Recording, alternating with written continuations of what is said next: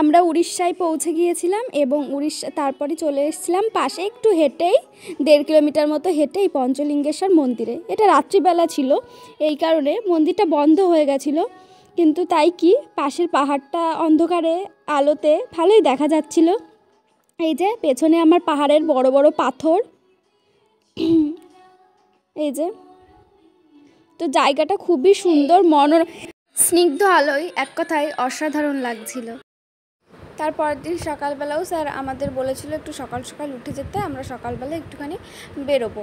পঞ্চলিঙ্গেশ্বর মন্দির যে পাহাড়ের উপর অবস্থিত, সেই পাহাড়টাকে একটু চারপাশ দিয়ে দেখবো যে পাহাড়টা কেমন দেখতে, আর তার নিচের যে জায়গাগুলো, গাছপালা, এগুলো সমস্ত কিছু দেখতে আমরা বেরিয়ে পড়েছিলাম সকাল সকাল। আর এই যে গাছের ওপর ছোট্ট ঘর, নিচে মনে হয় কোনো পশু টশু আসে, এই কারণে উপরে ওরকম ছোট্ট ঘর করে তাঁবুর ঘর টাঙিয়ে ওরা থাকে কয়েকজন।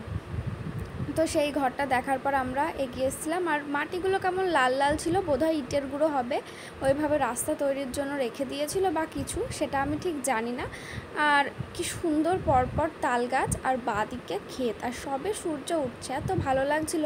আর তারপর আমি একটুখানি তাল গাছের সাথে গিয়ে ফটো নিয়ে নিলাম। আর তারপর আমি এত সুন্দর মাঠ দেখে আর নিজেকে সামলাতে না পারে একটু দৌড়ে দৌড়ে গিয়ে একটু ঘুরে নিলাম। বেশ ভালো লাগছিল, এত সুন্দর পরিবেশ, কী যে সুন্দর লাগছিল আমি সেটা ভাষায় বলে প্রকাশ করতে পারবো না। তো দেখা হবে পরের ভিডিওতে, টাটা, প্লিজ সাবস্ক্রাইব।